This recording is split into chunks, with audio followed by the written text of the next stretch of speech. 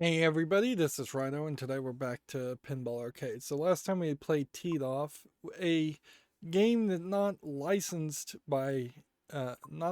of Caddyshack the movie, but definitely inspired by Caddyshack the movie, which then it wasn't that interesting, and in my opinion gets thoroughly trounced by no good gophers here. So somewhere between this point and this point, about 93 to 98, either competition really started to wind up against pinball tables to the point where one company would basically steal the idea of another company's. Although, in all fairness, both of these tables are stealing the idea of Caddyshack, which at the time was a fairly popular movie. Uh, but I also feel like some of these other tables could easily take concepts or themes from previous tables. They've at this point pretty much had run out of ideas, and that's when you start to see the licenses and movies being the next big thing. Um, so today we're looking at the TV show Twilight Zone, which is either the first or the best table from my recollection. So what we're hoping for here is for it to still stand up and be as good as I remember, and for it to You've just be crossed over very into interesting. the Twilight Zone. By 1993, the Twilight Zone would be in syndication. It would be re-airing over and over again.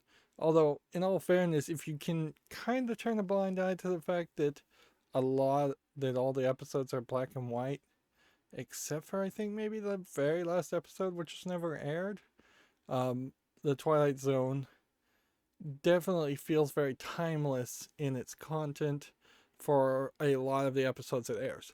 On the other hand, there are definitely episodes that feel very, very dated, um, and barely even feel like Twilight Zone episodes. There's quite a few like sci-fi, country western style episodes that don't get aired as much.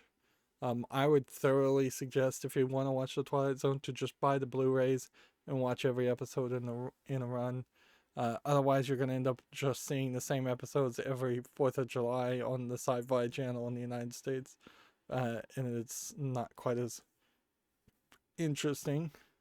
There was a Twilight Zone um, movie, I believe, but then it gets really confused because there was also Steven Spielberg trying to rip off Twilight Zone in the new generation with Amazing Stories, and I think there was an Amazing Stories movie also.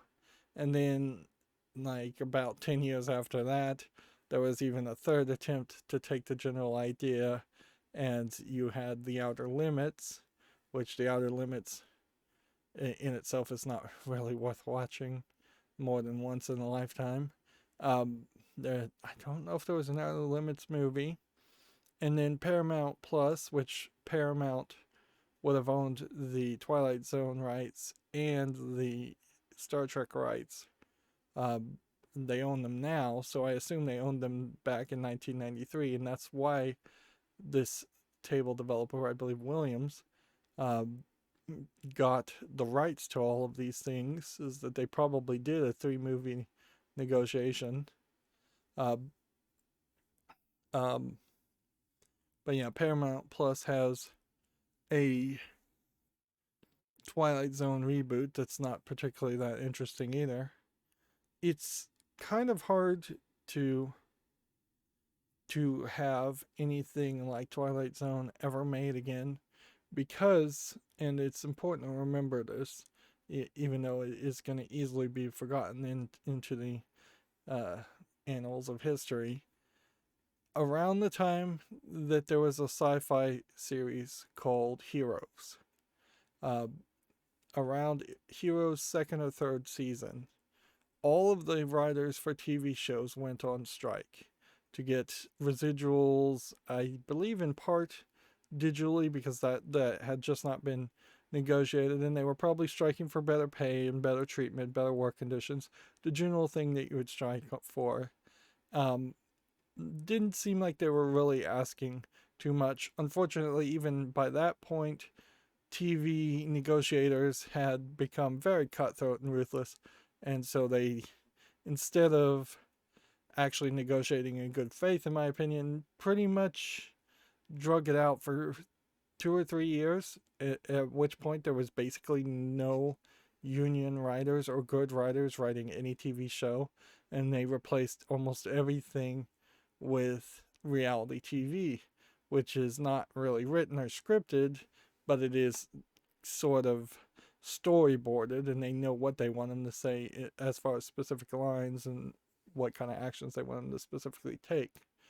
Ever since the, I believe, second season of Heroes is when the strike happened, TV, and in particular fictional TV that was more of a sci-fi or fantasy realm, has been downright awful. And there just is no place anymore for good writers who exist to sell their trades and sell their product. I assume that they maybe wrote some books or some things, but we didn't see a resurgence of books coming out after that or anything. They all seem like they may have just retired. A lot of writers tend to be fairly old. The writers on the Twilight Zone were all fairly old. Rod Sterling in particular had a whole school and class that he was doing to teach new writers how to write interesting stories. And maybe there's an argument that every story has already been told, but then there's also an argument that every story has been told since the 1000 BC, and it is just the same 7 stories being told over and over again. Just the details and the skill you can put into it. But yeah, TV, since losing its rights, has mostly sucked. Even in 2021, TV mostly sucks.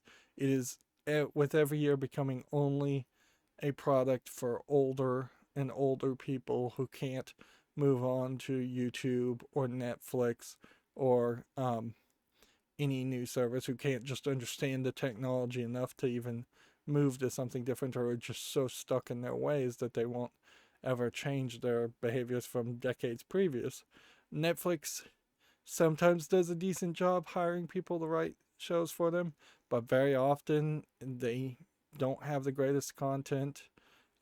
Amazon Prime will allow pretty much any garbage on their show, and only the Prime originals, of which there's less than 50 or 60, are even worth mentioning, and they aren't all that great either. Disney Plus can get away with doing so far, like The Mandalorian and WandaVision, and that's pretty much their only new content that they've been able to do. And then, as far as sci-fi and horror, there's spin-off streaming services like Shocker, I believe, is the one that I don't know if they do any new real content either. In 2021, in the midst of a pandemic, there are no movies really coming out at all, but movies, as far as telling interesting story, have long since died. One side effect of the Marvel superhero movies is the fact that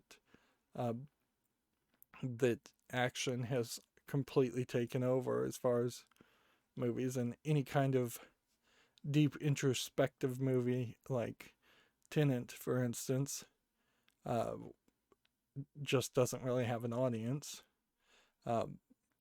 So yeah, that's a lot of setup, but I think Twilight Zone really deserves that kind of setup, because you have to understand that Twilight Zone established something really good with its storytelling that went for several years until it finally fizzled out or got destroyed, as far as the idea of telling deep, introspective tales.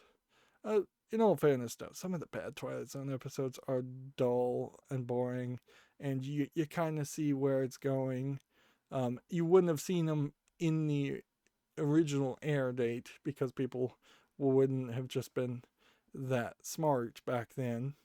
But nowadays it's fairly obvious, particularly since you know every Twilight Zone episode is going to have a twist. Ideally, if you were going to make a reboot of Twilight Zone, you would tell 50% of the stories are just straight stories with no sci-fi twist at all, and then 50% of the stories do have twists. But that would be a really weird effort to go through, and frankly, it still probably wouldn't work.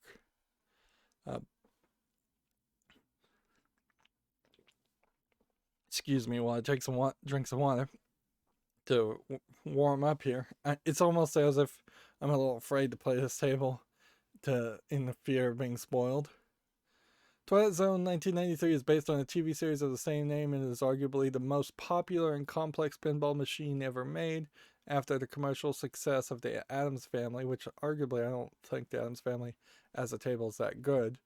Pat Lawler was given free reign to create this brilliantly designed table, and that is an interesting statement, which probably is true, that no other designer of a table has been given free reign up until this point, and that made the lower quality tables. Although arguably, if you wanted pinball as an industry to succeed, you couldn't make one perfect table that people would play forever. You would have to separate the goodness amongst multiple different tables, in the same way that you can't build a car that runs on a single gallon of gas for 100 years and never needs maintenance or repair. Well, you could make it, but you would have to figure out some way to lease it and never sell it as a product. When it was released, Twilight Zone had more features with patents pending than any other game in history, and so they're patenting everything, which that in part may have been the one of the things that fed the death of pinball, is the idea that everybody would be putting out patents and copyright type claims, making it impossible for new developers to make anything close to that. Video games, not so bad about that. People do patent general ideas. The idea of having a mini game while the main game is loading was patented, and that made a lot of us see a lot of loading screens for decades. But generally, people don't bother to patent things, and arguably the patents wouldn't have been very enforceable anyways. Whereas back in 1993, any patent for a pinball table probably is fairly enforceable. Among its notable features is a fully functional gumball machine, an analog clock that functions as a timer in various modes, the industry first magnetic flippers, and a unique ceramic pinball called the Powerball. 15,235 units of this table were produced.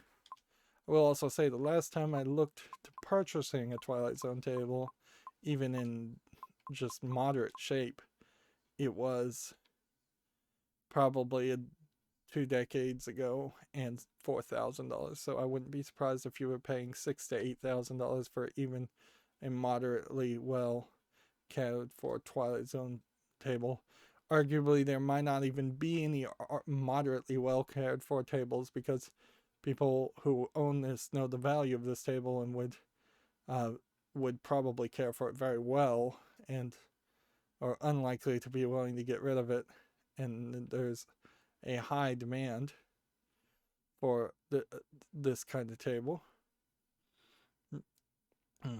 Designed and built in the USA by the #1 pinball people in the world. Yeah, the companies definitely are promoting themselves quite a bit. So you've got 6 spiral awards. You've got Lock 1, Lock 2.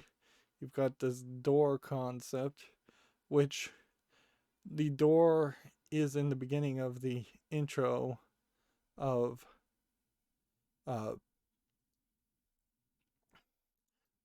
Twilight Zone. You have a doll falling downward, which that's a reference to an episode. You have a space alien, that's a reference to 1 or 2 episodes. We've got TVs with the antennas on top of them, which that probably isn't a reference to an episode per se. Then you have a village over in the left here with cars and a Santa Claus. Which I could represent multiple episodes, certainly. You've got a guy, which he looks somewhat familiar, but I can tell you he got a camera. You've got a slot machine and another guy. Here's Rod Sterling being animated. Here's another robot, although I'm not sure that robot model ever showed up in Twilight Zone, because that looks like that would have been a different show, but I could be misremembering. Interestingly, here on this ramp, it seems like there's this side cut out, and unless the magnet sucks the ball that way, which that looks like that would be what that does, I see no way that the ball would ever actually hit that. And then this ramp loops around to this one. And we've got a ramp that comes up and at a very, very sharp angle goes around and hits this top playfield. This top playfield has this light on it, which I don't know why that light needs to be there, per se. Like, that seems unnecessary, unless that's a magnet that scoops the ball upwards too. And then you have like an all-seeing eye pyramid, which never shows up in the Twilight Zone as far as I recall.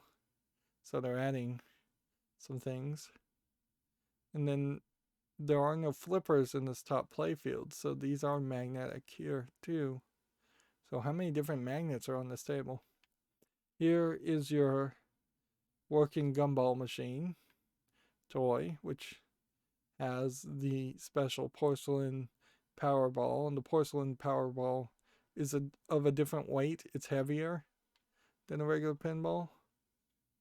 So you've got to get the ball up here, I think, and then it gets launched up here, and then it cycles the Powerball around. You've got the spinning clock, which it's hard to tell if there's a way to sink a ball into that spinning clock. I guess there is a way, a couple ways. It seems like you can go up this ramp and down this way, and then that might hit the spinning clock sinkhole from the side. There's a lot going on this table, certainly. If anything, I kind of, in all fairness, don't even remember playing much of this table as much as having a techno lust for it. If somebody told me that actually I never played Twilight Zone in the real world, I could kind of believe it, that I simply have seen it online quite a bit and built it up in my head, or maybe I've played it like once or twice. I definitely know it wasn't in my standard arcades. We have a lot of things here that are kind of references to episodes, but I don't think there ever was a gumball machine. There was, I believe, a creepy doll episode. That's one of the lesser episodes. Boxing gloves. A dinosaur toy, I don't remember. Like a tusk or a bell, I don't remember. Here's another creepy doll character. I think that was an episode. A plane, Santa Claus hat, astronaut, Rod Sterling, a gun at the top, E equals MC squared. Here's a reference to a famous episode with these hideous masks that they're not going to do anything with, I'm sure. Then, let's see, King 9 bomber jacket. That might be a reference to something. 1964 February. The baseball cap with a Z on it may not mean anything. I don't know if that's an alien or what. Here.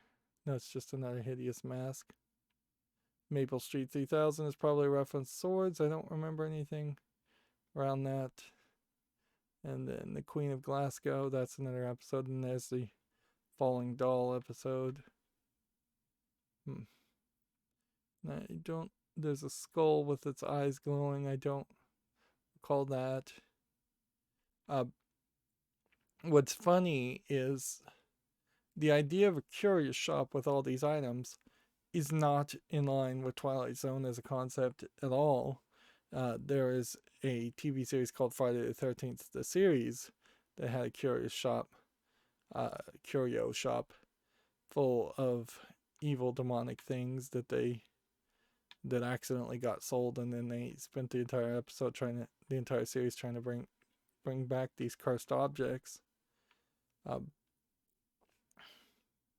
And I suppose you would say that Friday the 13th, the series, kind of got replaced with a TV series called Warehouse 13 that did it a little bit better, but then kind of fizzled out at the end. And then you could almost make an argument that Twilight Zone maybe sort of had a modern comparative to a TV show called Eureka. Both Eureka and Warehouse 13 were made by the Sci-Fi Channel at their last gasp of the Sci-Fi Channel actually making good TV, in my opinion. Eureka went for more of a hard sci-fi mentality, and so it wasn't just random stories that were unconnected. It was all set in one narrative universe, and as such, it was more limited as far as the tales it could tell. Where the Twilight Zone are completely 100% anthology stories. There have been some anthology movies that feel a lot like what you would probably do with Twilight Zone these days, is give 12 to 20 people the opportunity to make short 10-15 minute anthology movies and then combine them all together into one long running theatrical film. The ABCs of Death is kind of an example of that, although in all fairness, every anthology movie series I've seen has not been particularly great as far as the quality of good stories versus bad stories. So we want to score a yellow award skill shot, earn an extra ball, score a gumball combo, score a dead end, and activate multiball. So that's not asking, I think, too much.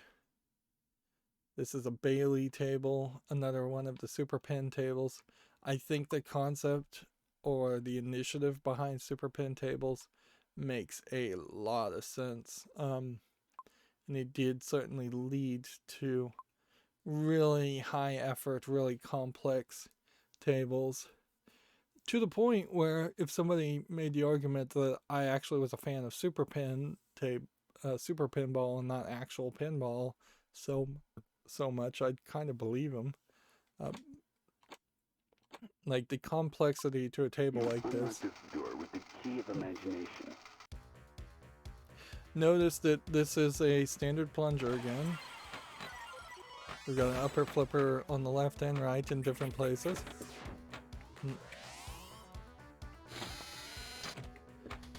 Wow, it just launched the ball in a different place than I was expecting. I have no idea what a ball is. Visually, there's a lot of blue going on here, so it may take me a little while for my eyes to warm up.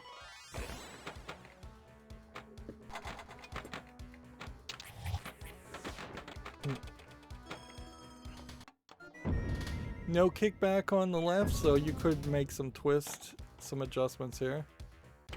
There's this ramp that obviously will shoot the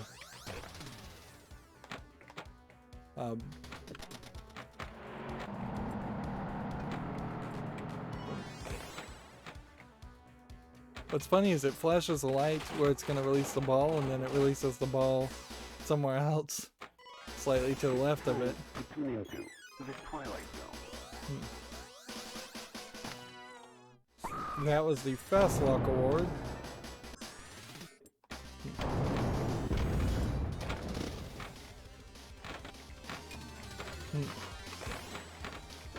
This game is precisely shooting the ball into other places, other sinkholes. So there's some weirdness.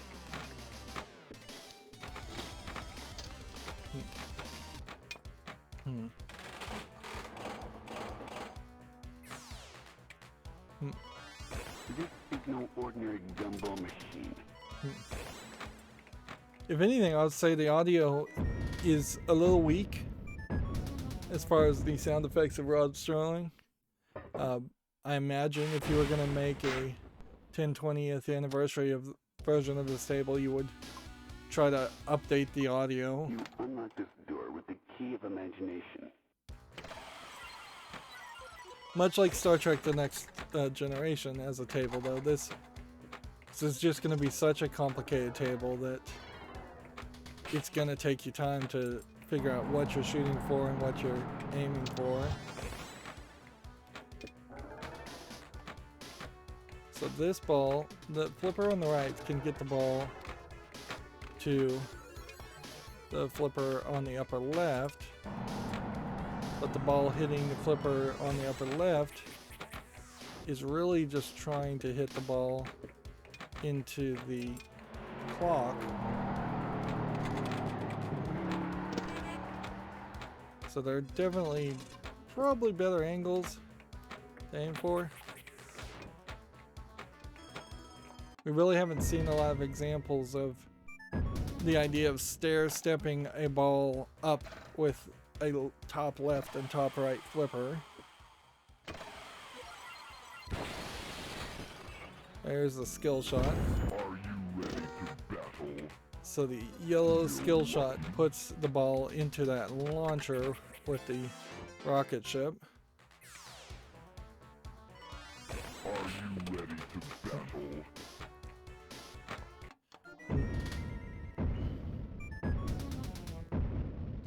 Yeah, there may have been a Illuminati style pyramid, all-seeing eye pyramid in the intro.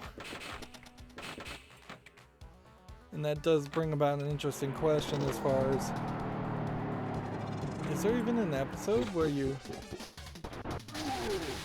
Alright, so what the magnet gets you, flings the ball kind of in circles around where it is.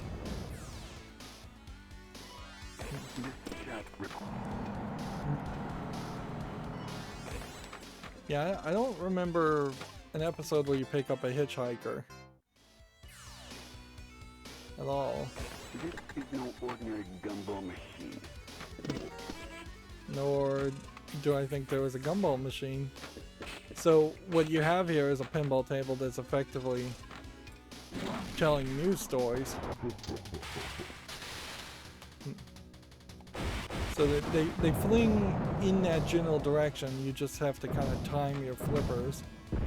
And when the ball's up there, it either actually disconnects the flippers because I wasn't hearing the flipping sounds, or the emulation as it zoomed in just did that for me. Player one.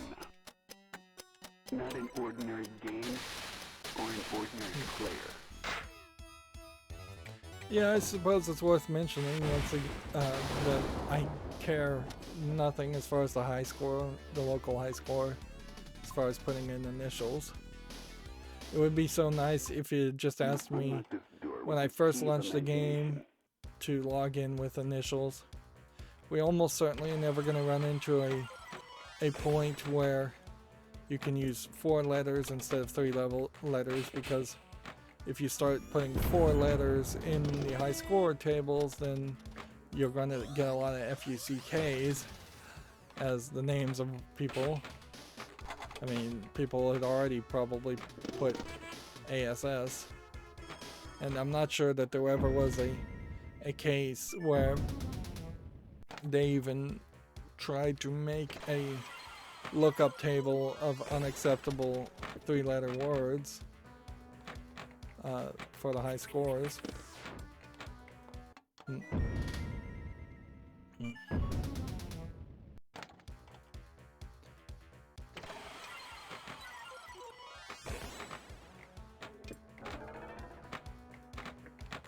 If I do hit the ball all the way up there with the top right flipper, though, I probably am not going to hit it with enough power to do a full loop all the way around.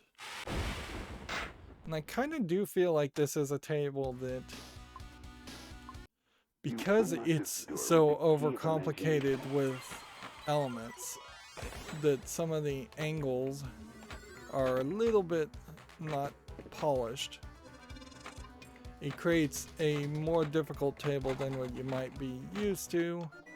This isn't one of those tables that's super easy, and I've liked several tables that are super easy, certainly, but there is also room for failure.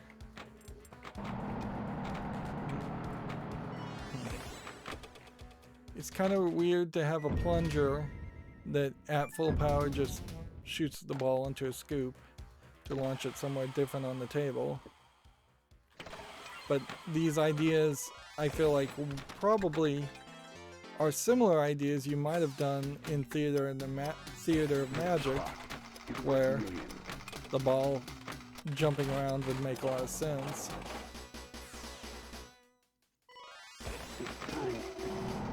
I'm not sure I've ever actually played well enough to unlock the Powerball. So, wouldn't be surprised if I actually don't unlock it in an hour of playing this table either. Time is a one-way street, except in the Twilight Zone.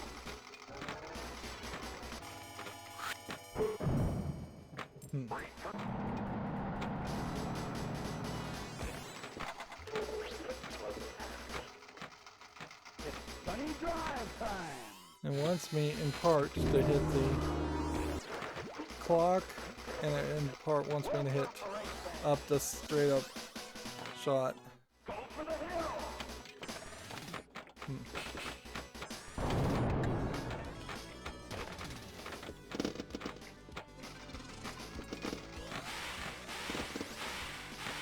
Being such a complicated table, there's a lot of effort you have to put into it to figure out what you're supposed to do.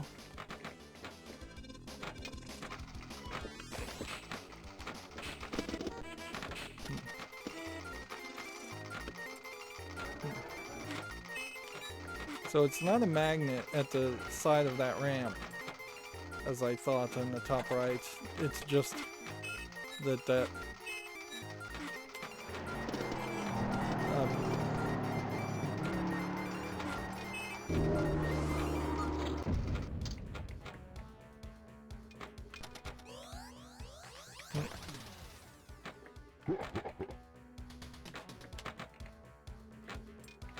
there are some odd angles on this for sure.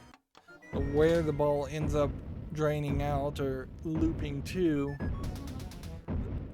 seemingly what is fairly obvious here is that Not an ordinary this game or an ordinary player. gumball machine in the top left should have been in the center, and had you put everything in the center, you could have had a little bit easier ramps on the left and right. And because it's not in the center and there aren't any ramps on the left and right, you have in the mid left a sinkhole and a loop, and then you have three pop-up bumpers, which we've seen some other tables that have put the pop-up bumpers in the left, doing a very asymmetric sim design.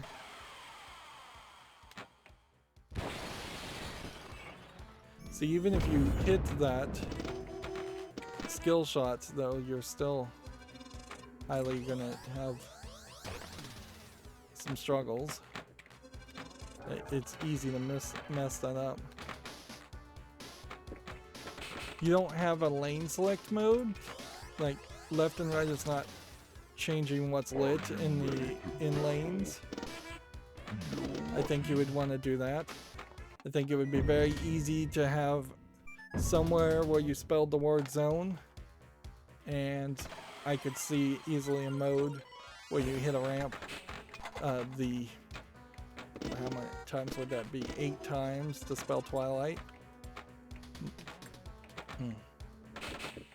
I feel like you probably would want to spell the word rod too, as some sort of a bonus.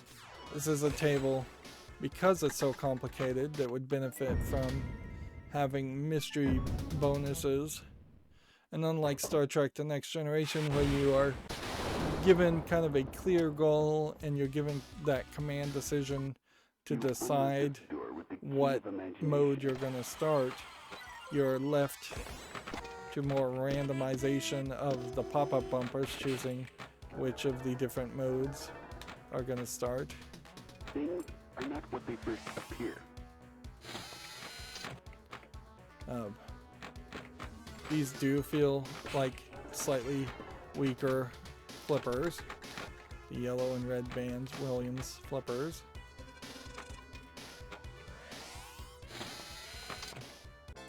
That, I think, is the shot you're supposed to do. The spiral awaits you. To start a mode.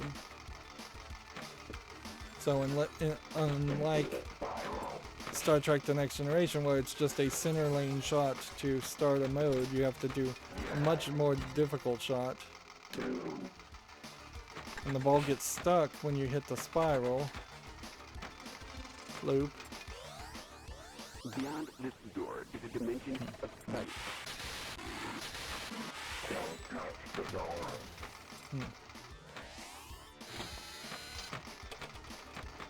Don't touch the door. Don't touch the door. Don't touch the door. Don't touch the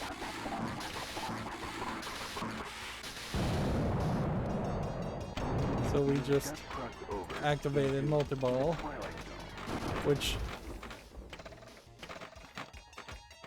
Seriously, did I just drain all three of them immediately?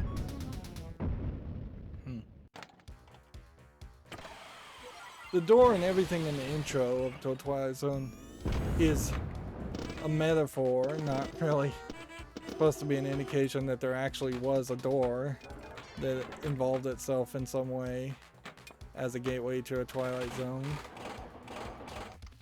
Part of the funness of the anthology series is that very often people just found themselves in new locations and new places with no explanation or no way back. New times.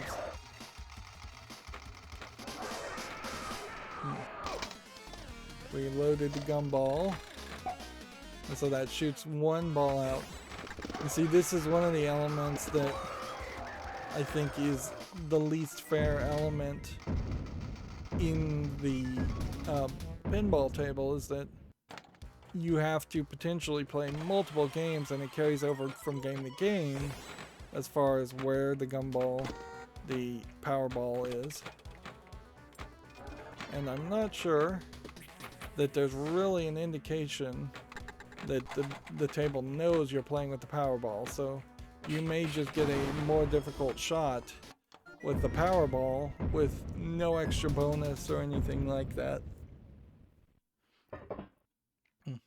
I'm not even 100% certain that there is a way to get the Powerball back into the gumball machine other than just via natural standard ways. So that potentially opens up a scenario where a lot of people end up playing with Powerball for quite a long time. I wouldn't be surprised if there were some pinball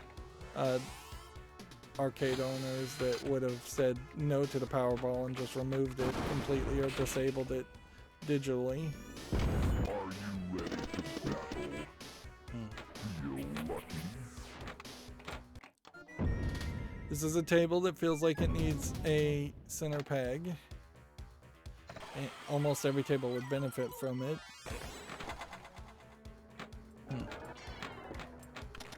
In a funny way, and I'm not by any means saying I dislike Twilight Zone, but it does feel like you're almost obliged to buy into the hype around Twilight Zone. And that's probably true for a lot of things, that what people often say is the best of something gets overhyped, and you may very well find that it isn't quite as good.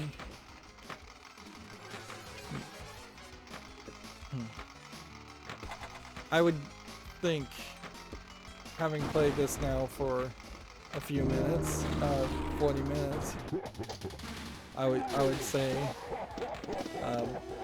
that my first pick as far as a pinball table, if I won the lottery and we're going to buy pinball tables, would not be Twilight Zone. It would be too expensive, first of all, but to get Star Trek The Next Generation, I think just gives you a better experience. And then when you want something really difficult, that's when you play Twilight Zone. So it would be my second pick as far as a table, if money were no object and no consideration at all. We're lighting up the jet bumpers for extra score, which is not something we've been seeing emphasized much lately for modern pinball tables. Beyond this door is a dimension of sight. Don't touch the door. Don't touch the door. Don't touch the door. Don't touch the door. Don't touch the door. So I just hit a ramp that had a gate, and that gate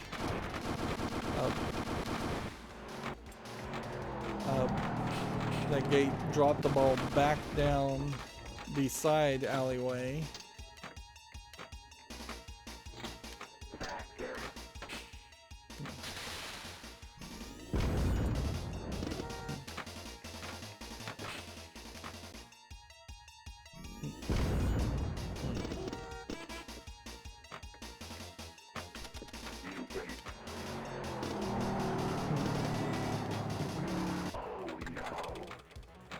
Didn't sink the ball quick enough. You have just taken a detour through the Twilight Zone.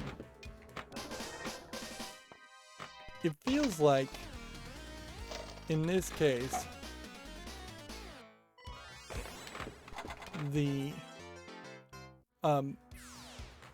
ramps, the metal pieces on the ramps at the beginning are some kind of capacitive sensor or contact, and they're being used to recognize when a ball goes up a ramp, because what we're not seeing here is any gates, which you would have seen in older tables. So yeah, if I go up this ramp, unless there is a magnetic sensor or a light sensor, I have no idea how they would be able to tell that the ball would hit that. There's not even a metal ramp indicator. So unless they hid some light sensor under this ramp, there's just no telling. Whereas this ramp has this metal plate, which must be on a switch or something, capacitance sensor. Probably not a capacitance sensor, because that's a little too new of a technology. And see, this ramp has a gate on it, but even in that case, I feel like the gate could have been lower, and I feel like gates on all of these, or spinners on all of these, would have been helped. It would have been nice to have a single spinner. One sec.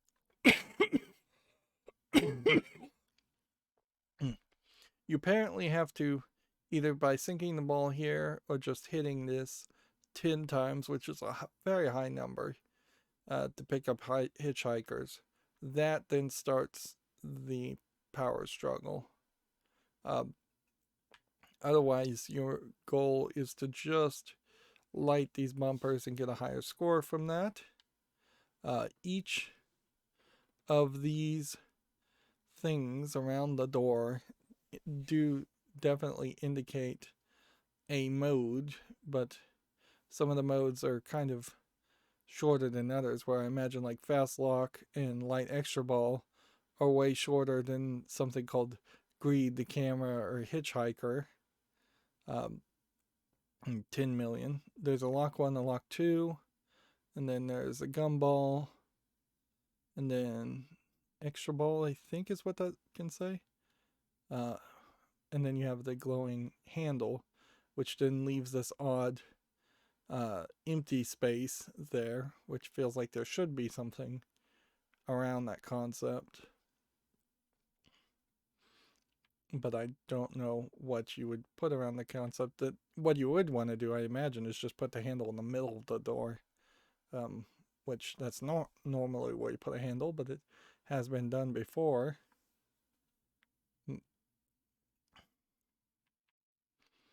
Yeah, there's a lot of space being used up over on this side, and I'm not sure this was the best way to do that.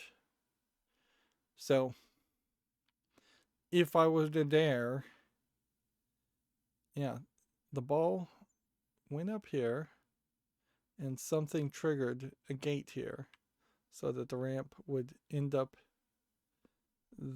down this, and then it went down here, and then reloaded the ball here. But I think this does change, and I think that's probably where the Powerball gets locked when it drains later on. You unlock this door with the key of imagination. Yeah, there's no actual key of imagination. If I was to dare to remake this table, I think you probably would want to start over. Take general concepts and then make a completely different layout.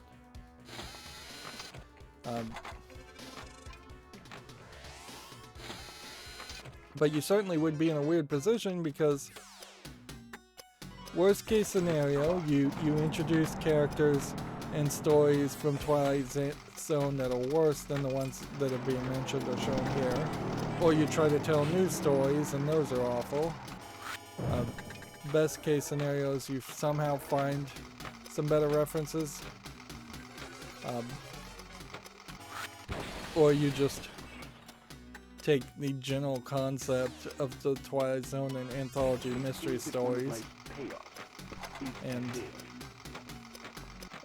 you drop Rod Serling as actual stories. Although, in all fairness, I don't think Rod Serling truly wrote a lot of the stories as much as he had his writing credits on a lot of stories and had a lot of people working for him writing stories. Like, he definitely knew what he was doing and definitely did write some, but there were also ones that were clearly not written by him. Which that makes sense too. They were making tons of stories and there just wouldn't have been enough time for him to have done every single episode. Compared to, say, like the Babylon 5 creator who wrote pretty much every episode except for one of Babylon 5, and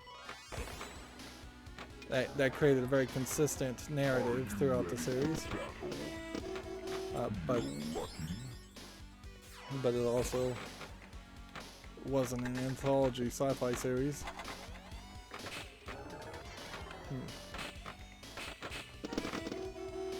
Arguably, J. Michael Straczynski, the maker of Babylon 5, may be a little bit just crazy, and he was telling stories that were happening in his head due to rapid thinking and possible schizophrenia, if I had to armchair diagnose him, more than he was actually writing something from his imagination. Whereas anthology stories wouldn't work that way, because you're not going to have a connected character. There basically is no use of a narrator in TV or movies anymore either. If there is a narrator in any story, it's almost always an unreliable narrator or a narrator involved in the actual telling. So it's somebody in the future flashing back to something that has already happened. I think The Princess Bride might be the last story I can even think of that had a narrator of any importance.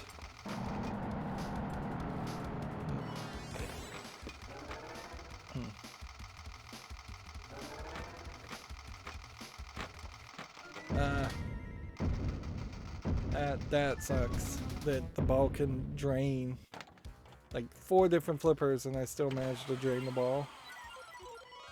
Scoring wise, this table's right in line for 1993. We're getting millions and millions of points for doing very little, but we're not getting hundreds of millions or billions. A most unusual camera. Be careful. So that was the super skill shot. So that was what the So I've lit Power Battle, but to get it to actually Power Battle, I think I have to get the ball up the right ramp. But I don't know why that would even... I don't think that would sink the ball.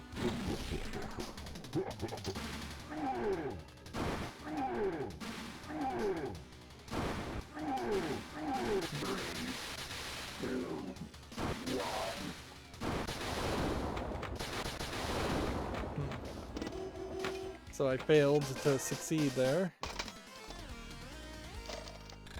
And now we've got the Powerball.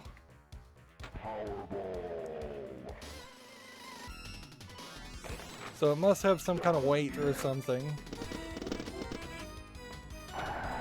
We're supposed to be hitting the right ramp. And I just got dead end, probably because of the Powerball. Now theoretically, the Powerball would now be in the 2 or 3 balls in the gutter in the mechanics that nobody ever sees at the bottom of the table. So theoretically the Powerball would be just put out in the launcher, but almost certainly that is not the case. And what really has happened here is that the Powerball has been filtered out through a weight mechanism in the gutter, and it's going to be reset somehow. You unlock this door with the key of imagination.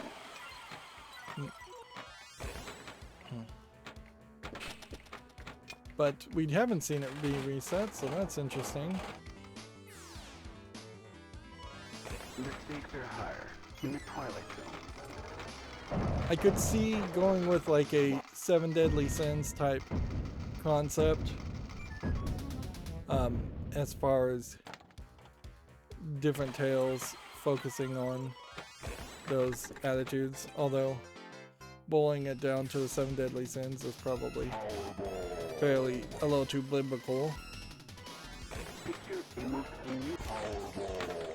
So I got the Powerball back. Interesting.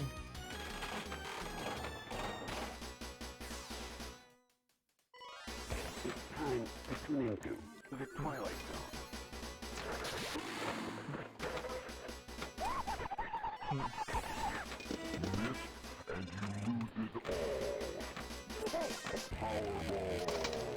So Powerball's back up where it belongs. That starts Powerball Mania Multiball. Alright. Which shockingly seems to really have only a couple things that you're really targeting, and everything else is just going to give you very high scores.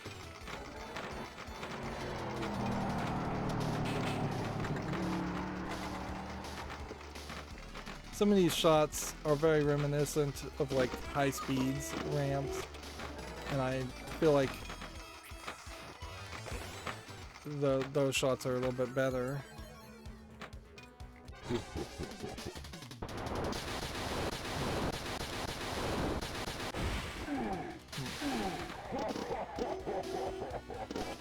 Never underestimate the power in the Twilight Zone. I feel like if you were gonna make a new Twilight Zone, you pretty much would have to introduce a character much like Q from Star Trek The Next Generation. Some godlike creature judging people or tormenting people. Something like the Greek pantheon of Zeus and such. Just effectively putting the trials of Job on people or tormenting people. It would be maybe a little bit dark, but I could see somebody like Pinhead from the Hellraiser series being a host for a Twilight Zone, putting people through their own nightmare scenarios, starting off with something very normal and then it boiling down to people being hoisted on their own greed. Player 1. Not an ordinary game or an ordinary player? I feel like for the Powerball, having a super game would have made a lot of sense. We only saw that on Judge Dredd, but it would have been an interesting idea, certainly, if you could have put in You unlock an the extra door quarter with or the key of two imagination. and started with the Powerball. So that might be something that I would consider adding if I was going to remake this.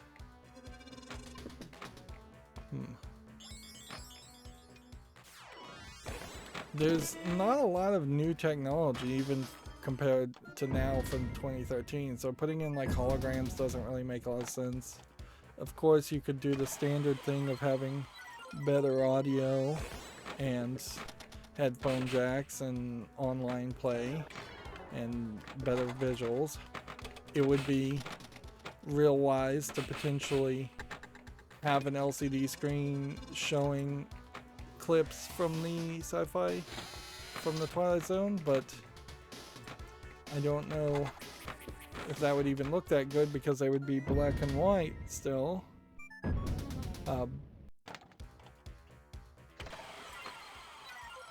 So, and it would be frankly sacrilegious to try and colorize the Twilight Zone.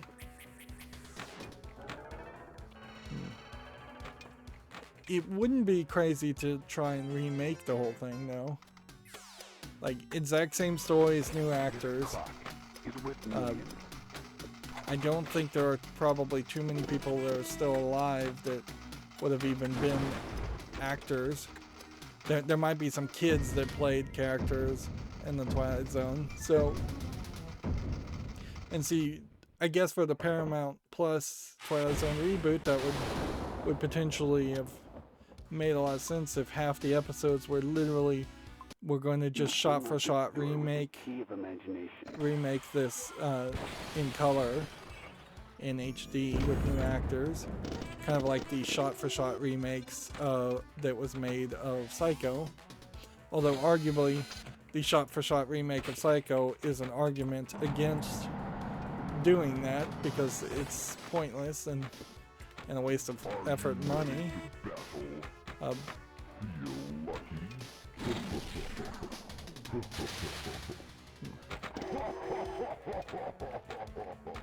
I feel like the flippers on the magnets get really weak if you hit the wrong flipper. So you have to be very careful not to hit both and not to hit the wrong one.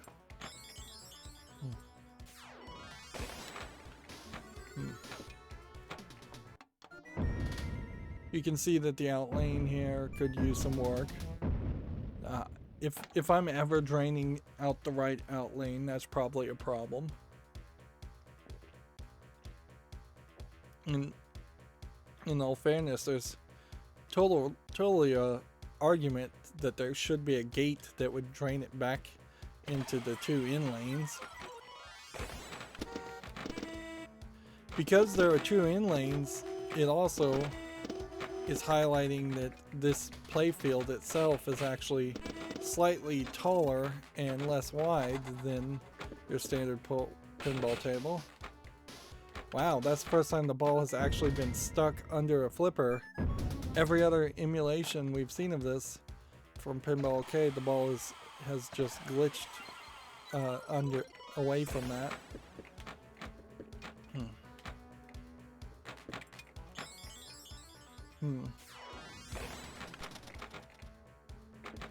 I think far too many things are getting released on this right side.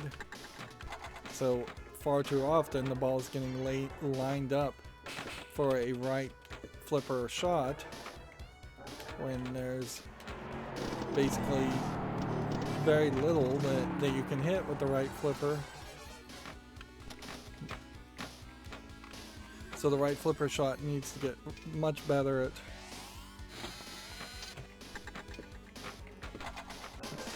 at going up the center lane.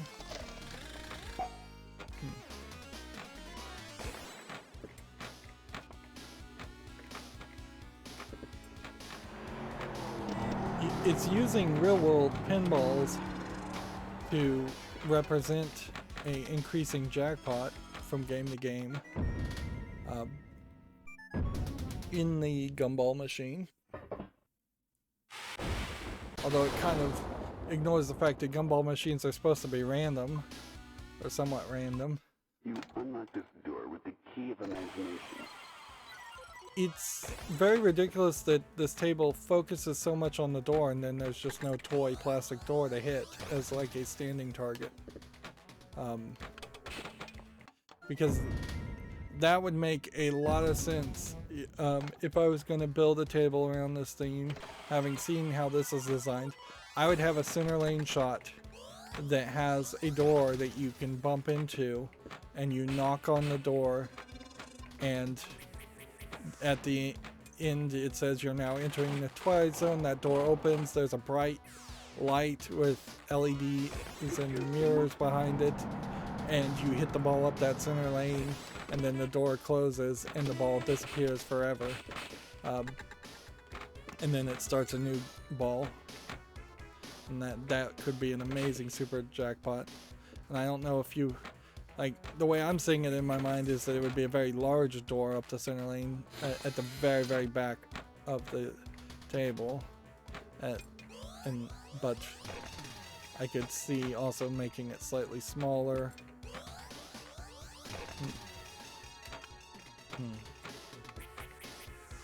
There are definitely Twilight Zone episodes that aren't being represented here, like the person who survives. It's actually a very weird story. Like, a character is made fun of basically by everybody because he reads books and he's obsessed with reading. He takes a nap while reading the book in a bank vault. A nuclear holocaust happens and everybody dies, and he's the last one alive. And just as he's about to have time to read every book that he ever wanted to read, he bends over and breaks his glasses in irony. Which, when you think about it, and how much Rod Serling promoted the idea of good writing and reading, it's like a self-own, basically, of his own profession. The power in the Twilight Zone. Like, and that's a very well remembered episode. So how do you represent that? You would probably just have a sound effect that goes, "Oh, my glasses," or the famous was like, "I finally had time." It's not fair, it's not fair was the last few lines of that episode. Time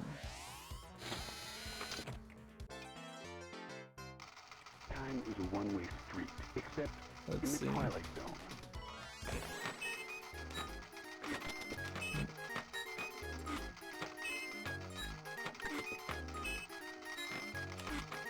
They make just references to like the Christmas episode. They just make references to the Monsters of Mulberry Street, I believe was the name of that episode. There's a lot of episodes, frankly, of Twilight Zone, so you could easily handpick quite a few to get ideas, and people wouldn't even recognize the stories. You could also easily steal some stories from other shows and make them feel like they were Twilight Zone episodes. Like, for instance, the kid wishing, having like total control over everyone and wishing people away to the cornfield is actually an Amazing Stories episode that was both told and retold in the TV series and the movie. I believe the movie of Amazing Stories may have come first, but I'm not sure. There's a gumball combo.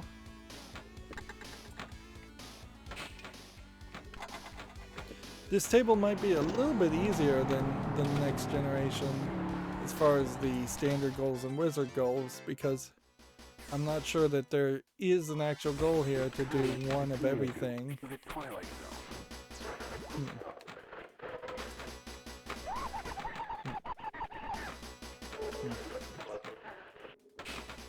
Hey, pinball.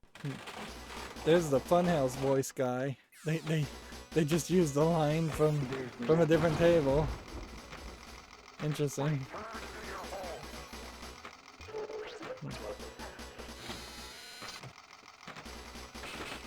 It's sunny drive time. We've got a lot going on.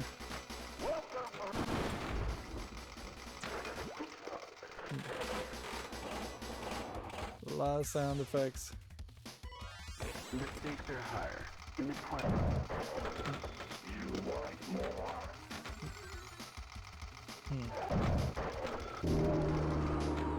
Yeah, there's like an episode where a woman eventually realizes that she's a mannequin that gets to come to life for 1 year on like a Rumspringa type event, although it's not Amish in any way, and she is instinctually drawn back to this clothing store where her mannequin friends live.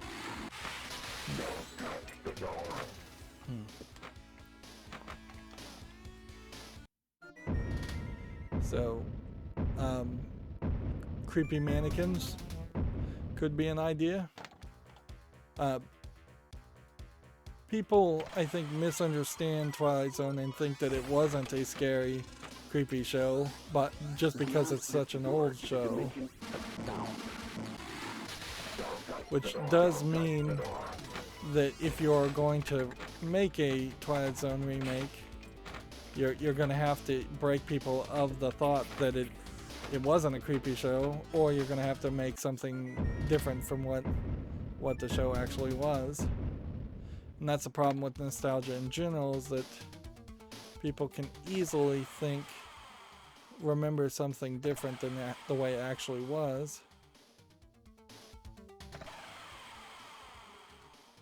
If I get the jack skill shot there, I don't think it would even help me any.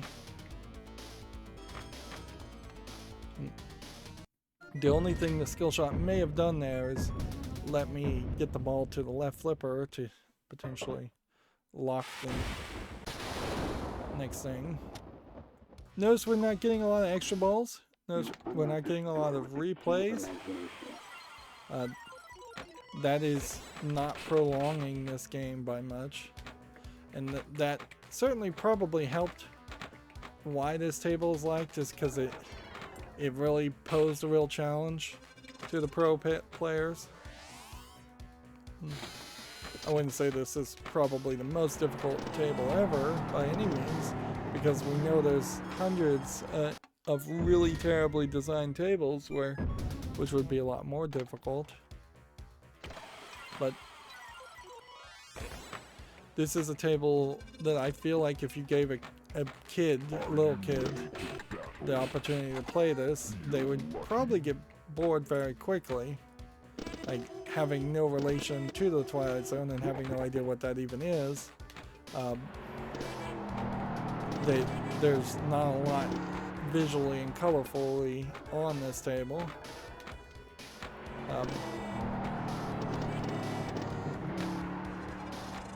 You don't get a multi-ball very quickly. Never underestimate the power in the Twilight Zone.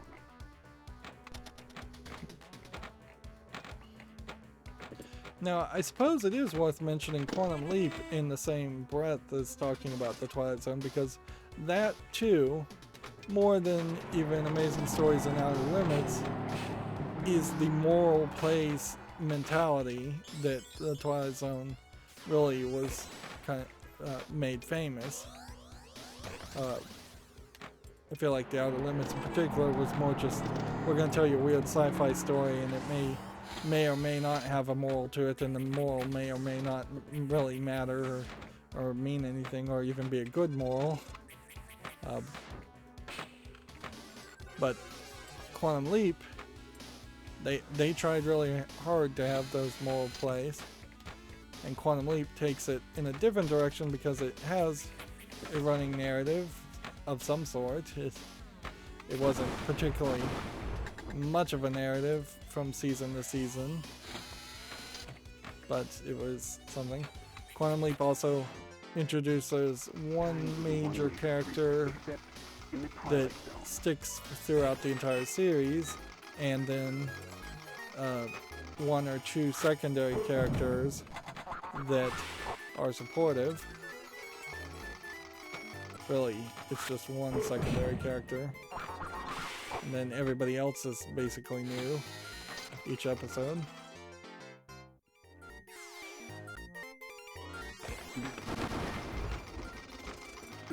So yeah, I would think if I was gonna try to make a new Twilight Zone series, I would have a protagonist and antagonist, possibly an antagonist too, that you followed along, and they at least watched the events that take place,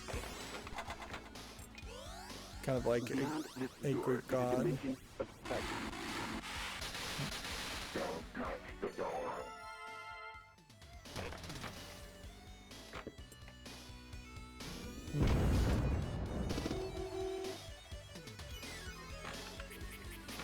There's never a point in the Twilight Zone where the door explodes or anything like that. Which, ideally, if the Twilight Zone hadn't kind of been canceled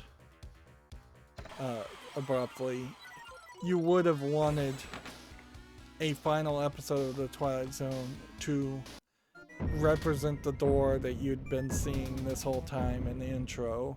And inside that door, you would have wanted to see a house with a lot of the other things you saw in the intro.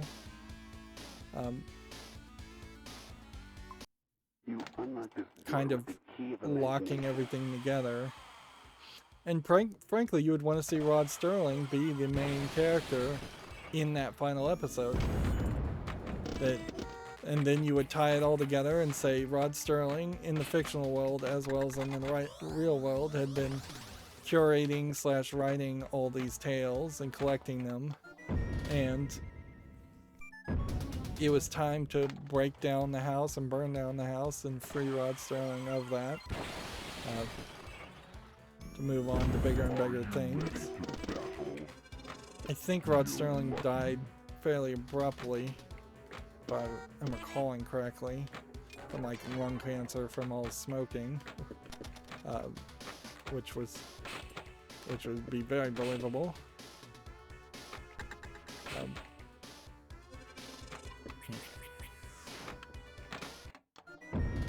But yeah. So if I was going to do a reboot of the Twilight Zone, I don't know why anybody would let me do it, I would start with that episode. An old man collecting a bunch of stories in a house, and you see that classic iconic door, and then you would see the house blow up at nearly the end of the story, and then you'd see the house magically reform or be replaced with a more modern house, a modern door, and say the thing is cyclical, that all stories are cyclical and need to be retold to regain their power every few decades.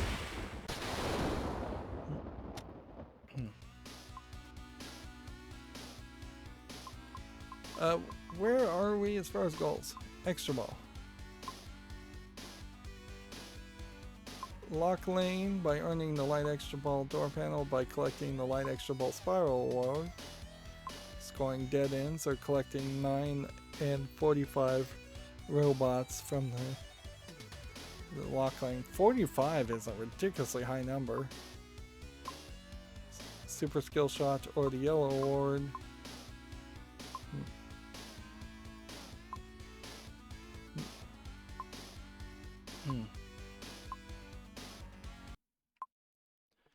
Wow, it sure seems like it's really easy to get an extra ball on this table, and yet I have completely failed to do it.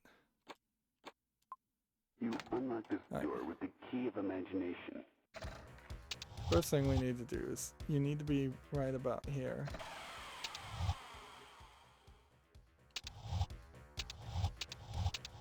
None of these angles are particularly good as far as launching this. There's no zoom in and look at the...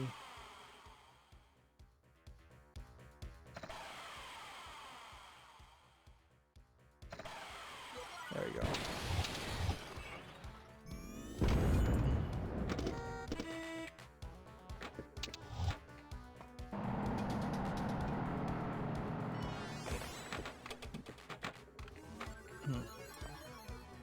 The town square area, like the episodes where there's a town square, almost always are just a representation of an empty town square. There's not really anything special other than that going on. See, just like no ball saver at all.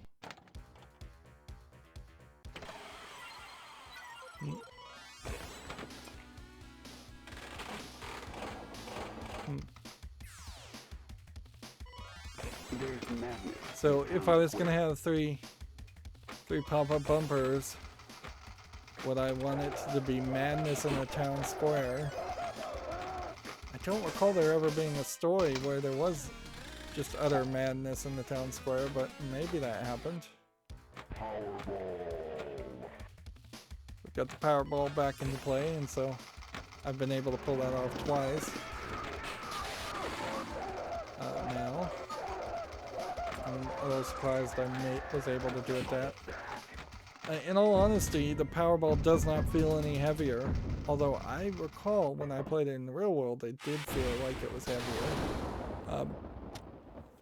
But it's playing in the simulation in Pinball Arcade like a regular pinball table. With the key of imagination. Which I think at that point that kind of kills the idea of it being a Powerball. Take note that they never did anything else with that gimmick, though.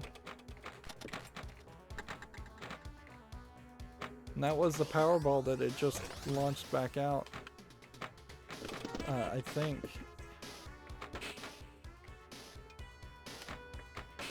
that first ball that launched was the Powerball, and then it's swapping silver balls around. A lot of pinball tables do that. They make you think you're playing with the same ball, but they're actually swapping things out left and right. But it's hardly like pinball warm up or anything and change their physical characteristics by enough that you would know this. I've never seen a pinball get dented, warped, or lose any noticeable physical characteristics at all. Maybe magnetism if you smack the pinball around a lot, but that's about the only thing I could think of.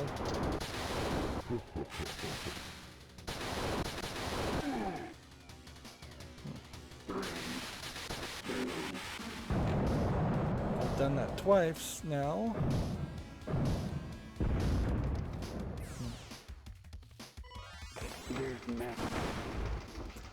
I suppose there is a slight comparison to the R.L. Stine books and Twilight Zone, that R.L. Stine being much more kid-friendly.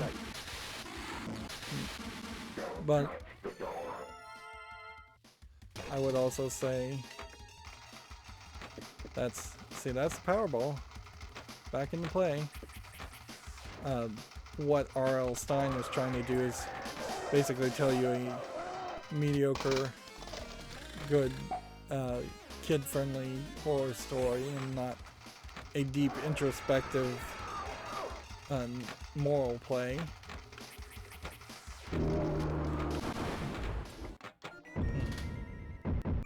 Sure, a lot of the Goosebumps and R.L. Stine type stories might have like jerk kids that kind of deserve whatever horrific fate befalls them, but a lot of times the kids are purely innocent, or written as purely innocent, and still end up with a horrific fate. In the Twilight Zone. Whereas, That's kind of never the case in the Twilight Zone.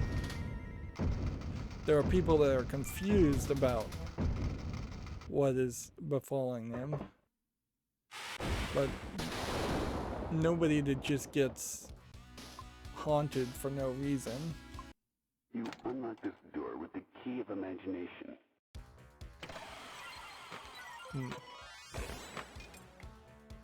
Yeah, the Twilight Zone definitely comes from the mentality that these are stories that could have been avoided. These are events that could have been avoided.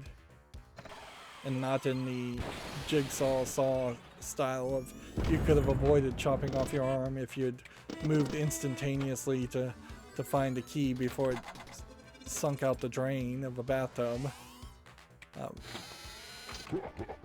The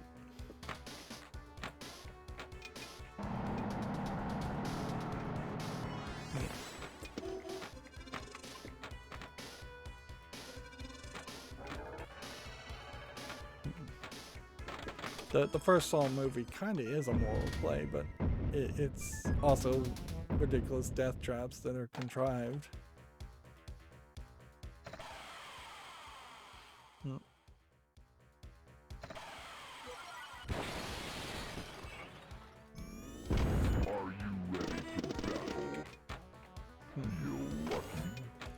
One of the things that both Star Trek and Twilight Zone have in common is the fact that the reason they exist at all is because I've realized you need to flip this a lot more. You hold back and then release, maybe. I still have yet to fully figure out how that works. Both Star Trek and Twilight Zone would have been writers that would have been writing westerns and war shows and things like that, but they kept getting censored. So by just taking what was a plot of being trapped on a submarine war story and then converting that into being trapped in a spaceship in space, they could go a lot further. And the Twilight Zone would have been during the heyday of censorship and tight control on the types of stories you could tell. And without Twilight Zone, I imagine censorship would still be a major, much larger concern than it is as far as TV. Now it has become more of a situation of peer pressure and self-censorship, but that's only slightly better than having the Hays Code and actual government interference. Are you ready to battle? Feel lucky? So if you were going to make a Twilight Zone show, it would almost certainly be on some streaming service or HBO Max. Although I would also say some of the HBO type extended cables, premium cable channels get a little crazy, where the Outer Limits kind of started that way, where they were putting in a lot of nudity and sex into every episode for no good reason, which if it needs to be in the story, that's fine, but if it doesn't, it probably should be left out so that the story is more pure and addressable and accessible to a wider audience. Netflix did bring over what was originally, I think, a BBC show called Black Mirror. Black Mirror tried to be like the Twilight Zone with technology and modern things, but I would say if you run the odds of the number of episodes, of which there aren't actually even that many of Black Mirror, there is a very high percentage of really bad episodes. They just didn't have the funding and the writers to do it.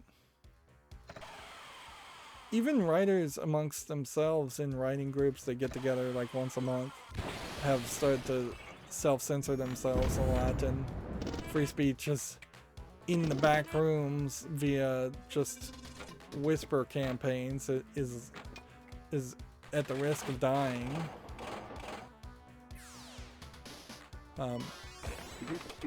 Because it only takes one person in the writing group to say, oh, that was triggering, or oh, that was something racist, sexist, homophobic, something.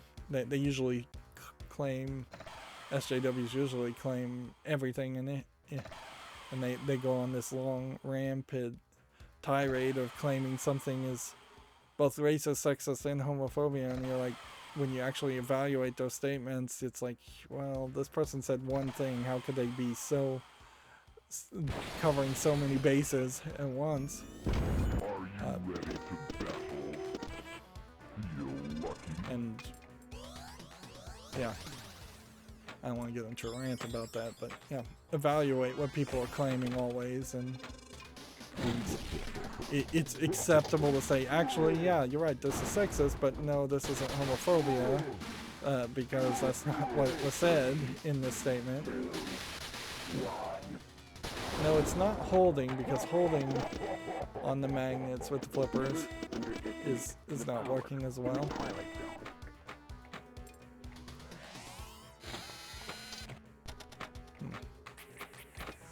Because I'm not getting that cross shot very often, I'm not starting enough missions.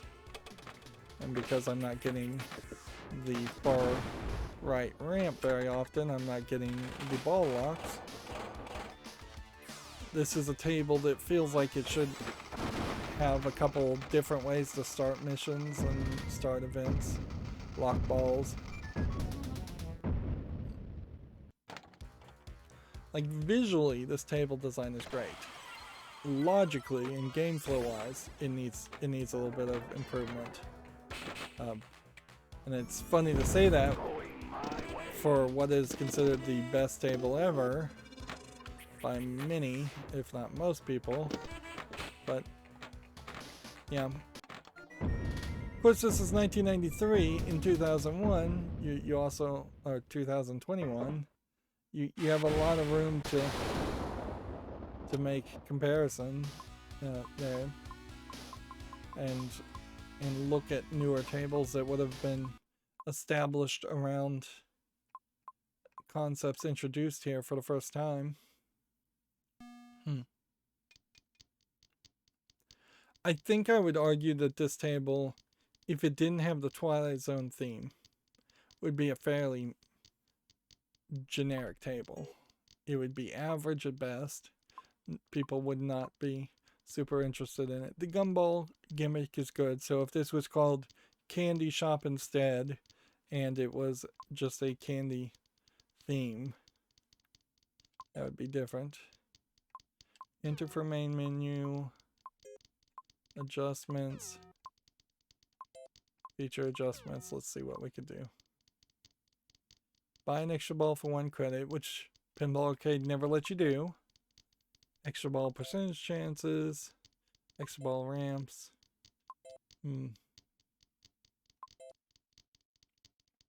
There is no enter an extra credit button.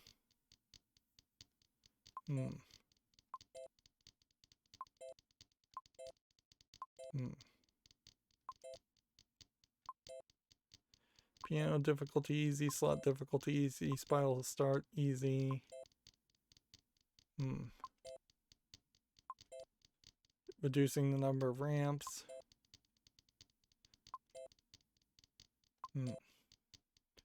You can disable the gumball completely. You can disable the clock completely. You can disable the Powerball and just say there is no Powerball. Apparently you can buy in for free time. There's definitely, you can change the number of balls in the gumball. Interesting. There's definitely an argument that if you were playing this table in reality, that you would have a slightly different experience. What's funny is we're hearing the sound effect of what I think is the balls bouncing. I think they're clacking together up here. And yeah, they are. You can see them vibrating ever so slightly forever.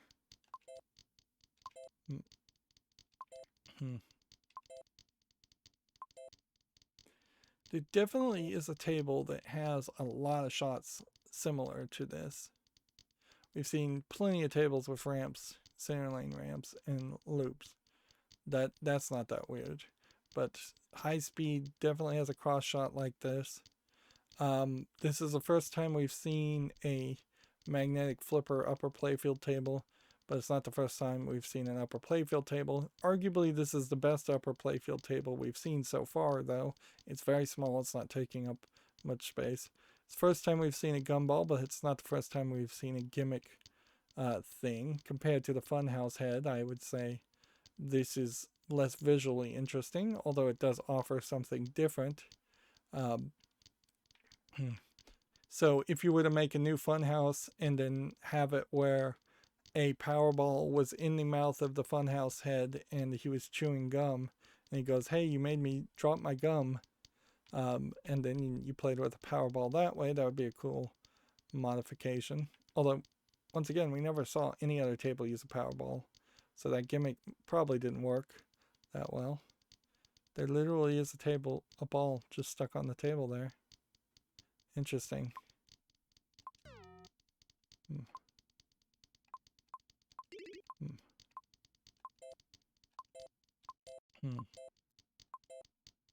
Yeah, I'm not seeing anything special here. You unlock this door with the key of imagination.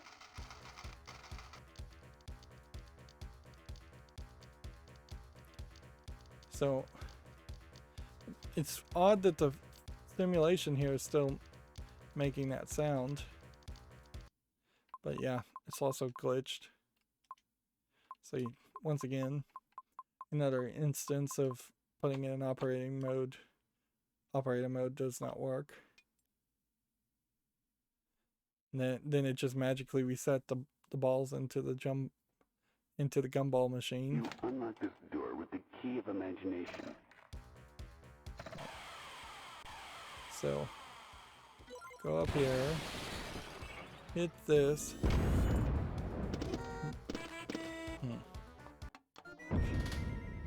With ball control enabled, it immediately drained. Let's try that again.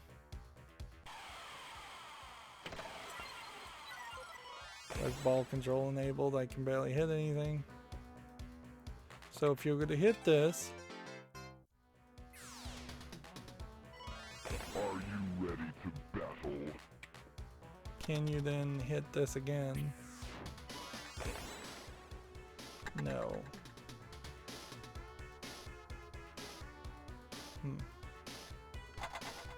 So, what can you really target?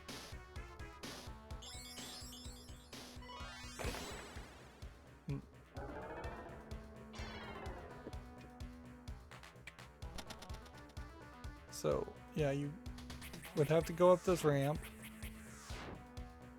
with a lot of force. You can't do that. Which then pretty much just means hitchhikers are pretty much the only thing you can do. Unless there's something else lit on these in lanes that would light something.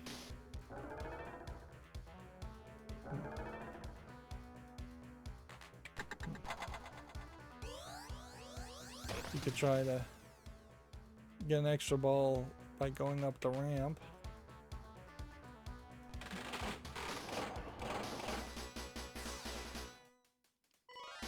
It's time to tune into the Twilight Zone.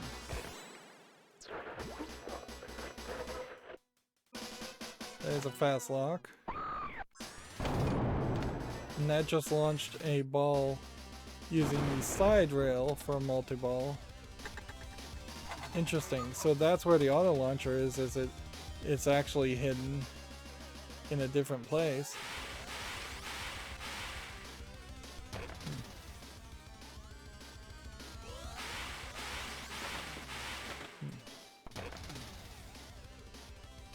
Alright.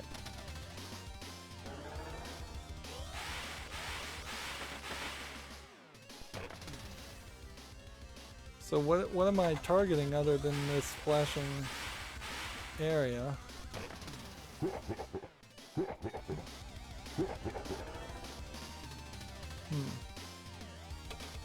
I don't think I'm targeting anything. I think you just get that fast luck award until the balls drain. Then we're back to needing to hit the ramp.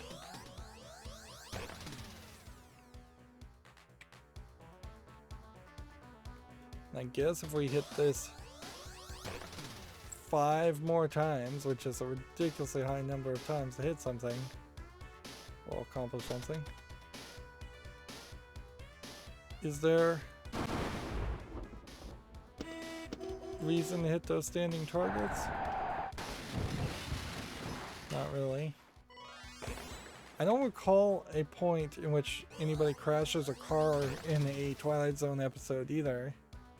It's been several years since I last watched all the Twilight Zones, but I have seen them all. And I think I would vaguely recall if somebody crashed a car. I guess there was a scene. They didn't show it though. You heard a screech and then you saw an already crashed car against the wall.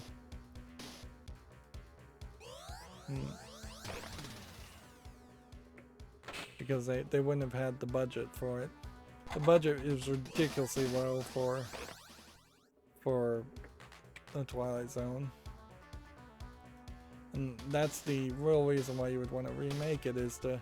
Hi, I'm Papa Tina. Here's your extra ball.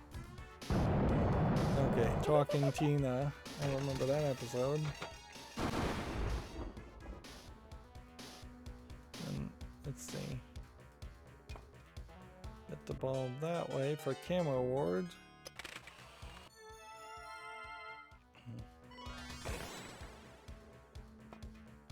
Right,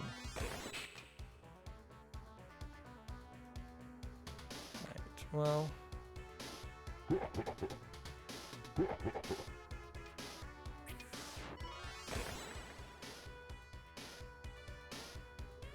Yeah, I don't think you can get a lot of these things, though. And I don't know what you do to really increase the award. And the blinking lights on the bottom.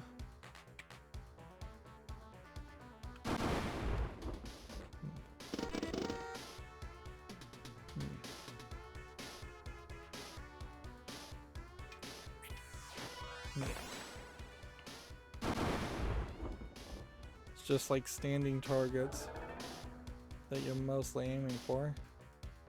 And see, if you get the ball behind that clock, it doesn't really do anything for you.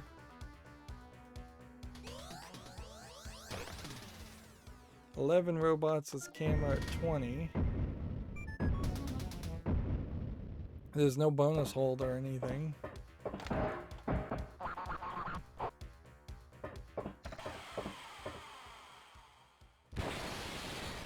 That's the red award.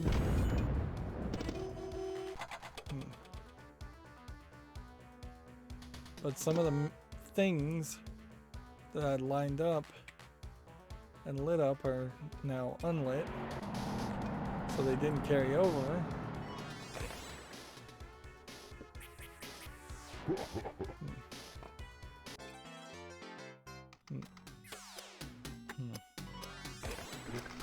Dang, clock millions.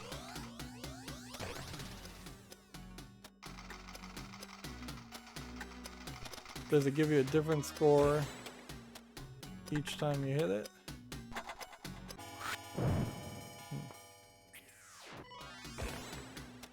Seems like you're trying to hit this center lane shot. which that oddly doesn't seem like that's even connected to the clock, so that's an odd thing to try and hit.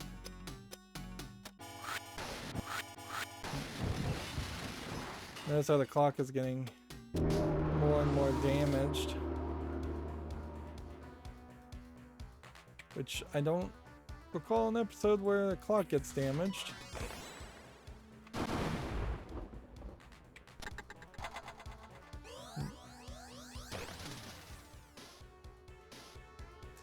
This definitely is one of those tables where you would have to just hit the same shots over and over again.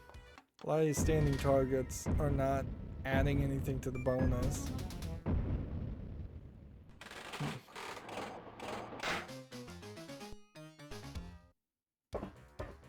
And there was a second instance of getting a multi-ball. What this really highlights is that I'm really just not good at this table.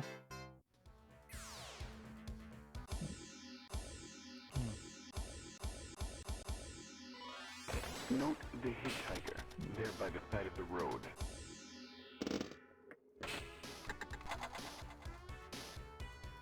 So, is there a lot of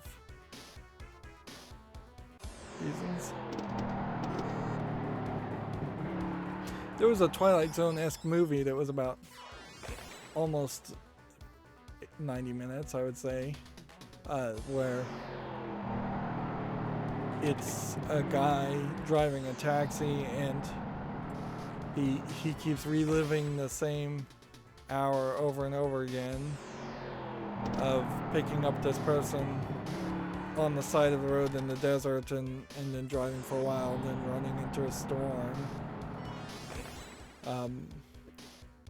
It was an interesting story, alright, but like a lot of movies like that, it was over long.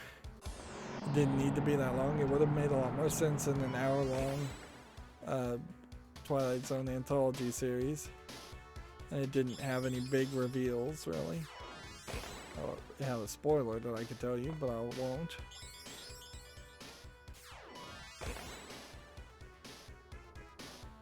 Yeah, you could pretty much take every bad movie thought that has come out in the past 2 or 3 decades, and if you gave them a little bit more budget and a little bit more of a requirement to be shorter, they'd probably be better.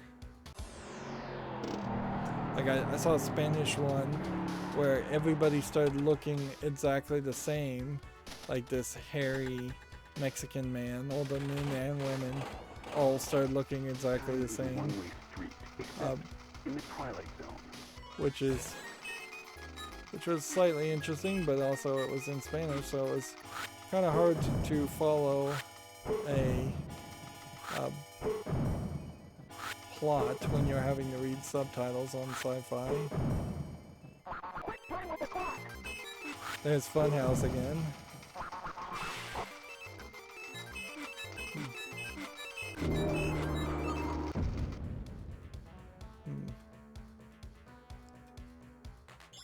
Yeah, I think you definitely need to play Funhouse before you play Twilight Zone, otherwise you're not even going to get half the references.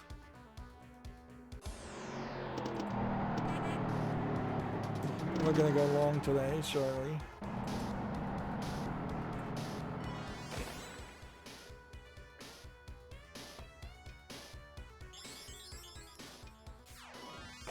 Jets are at max. So now they're all blinking.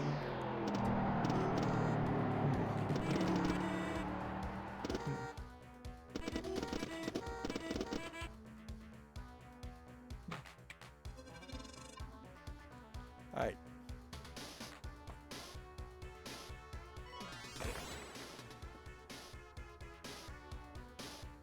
So maybe I was supposed to hit the ball up here.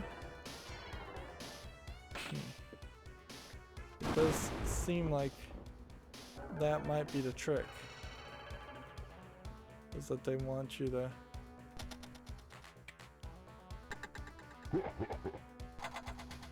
loop around.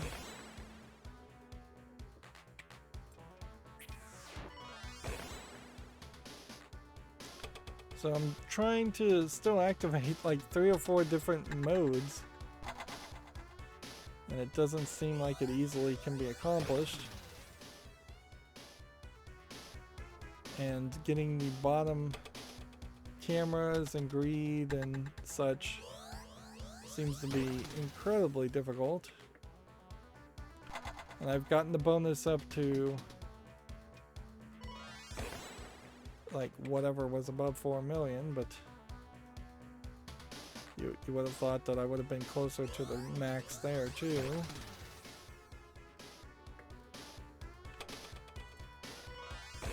Even for 1993, there is some old school mentality certainly with this table, in which you're being asked to do the same thing over and over again. And that's true for every pinball table, certainly, but when you compare this to Star Trek The Next Generation, where you have 10 different missions or 8 different missions to go through before you have to start over, that there's just a lot going on there. I would say Twilight Zone and Next Generation both definitely The future. emphasize the fact that you're trying to do everything, whereas a lot of other tables don't make that particularly obvious that that is the goal.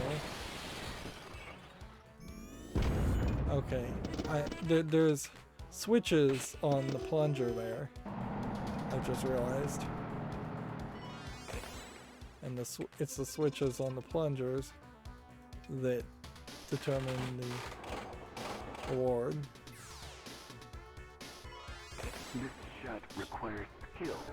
Super skill.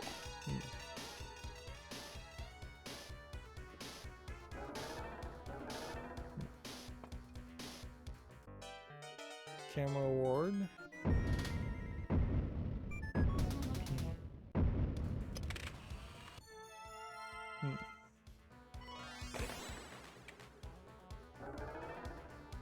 What are we looking for now? Get up this ramp. I can get up enough to kind of trigger it, but not really trigger it. Let's see what happens if we go up here.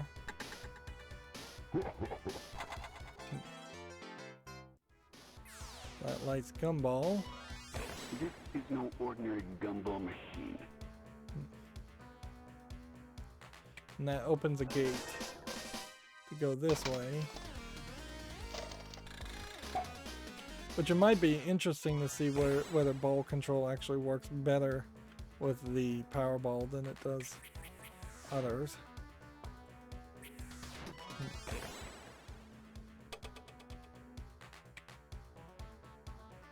I've had to put a lot of effort and a lot of shots into getting just this far with the table.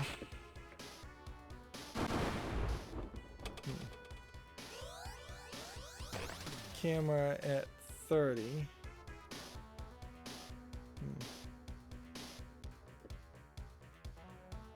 Just being unable to hit the ramps. I guess the question would be, is there a benefit, say, to try and draining the ball over, not draining the ball, but putting the ball here and doing that? Yeah, it seems like that would really just light the power battle.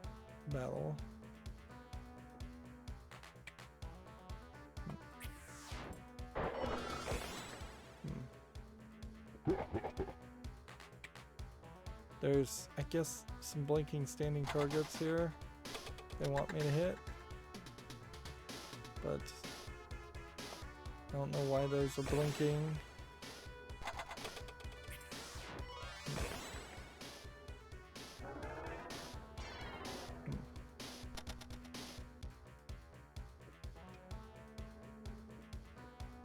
Then we've got a ramp there that was blinking for a second.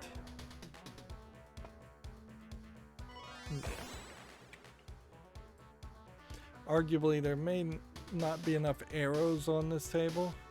We've seen with plenty of other tables that they would point you in the right direction as to what you're supposed to do with arrows and indicators. This table doesn't seem like it really wants to do too much of that. Instead, it's got blinking lights that might be an indicator of something, but it very well may be an indicator of nothing. This is killing my thumb by this point too, so I don't know how much longer I can do the ball control. There's tons of targets here that it should not just be giving me a bonus, it should be saying hit 5 more times to start a new mission, or 5 times for ball lock. There, some secondary action should occur to simplify the table a little bit.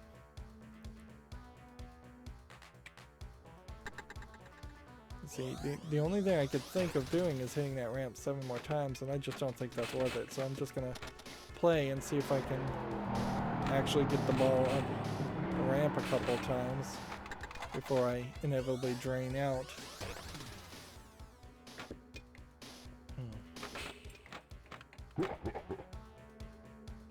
Because that's clearly what we need. We'll do a little bit of ball control. That was the super skill shot.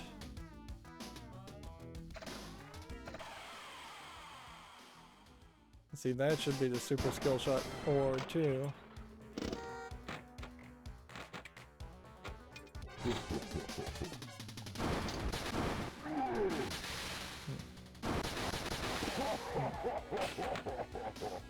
Never underestimate the power in the Twilight Zone. So we'll hit that. Beyond this door, Now lock the ball.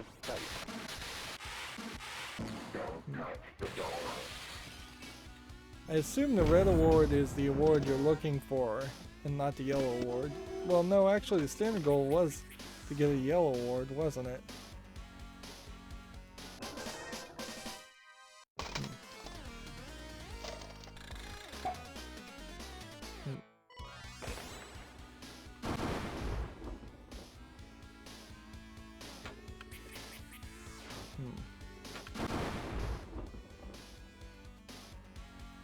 I thought the magnet flip, when it was described, was going to let you flip the ball from the lower left flipper to like the right flipper and vice versa. Doesn't do that.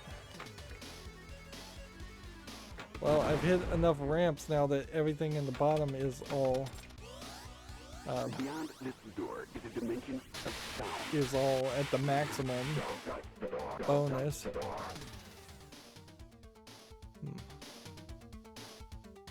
We're at like 695 million, even cheating. See, that's what you're going for.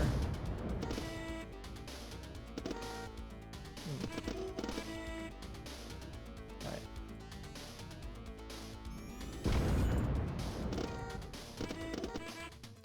Almost everything on the door is now lit.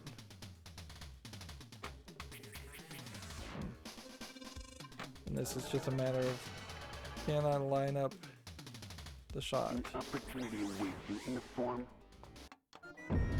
And the answer is no. Player 1. So even cheating for nearly an hour, Or an ordinary player. I still wasn't able to get to the question mark. Which, once again, that is just a great condemnation on the ball control concept. And see, even cheating for nearly an hour, that's not a particularly high score. So, obviously, this table's great, but I still put it at second. And I'm going to have to think about maybe even putting a third compared to something a little bit more simplistic, and that I'd like to play a little bit more.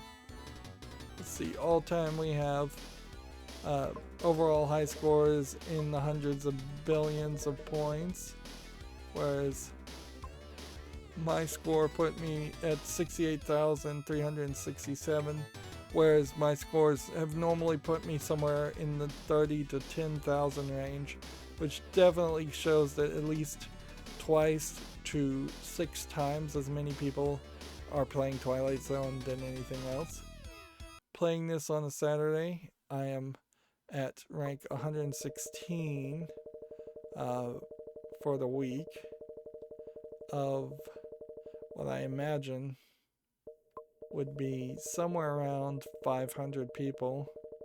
You can see it is slowly incrementing by a million down lower and lower and lower,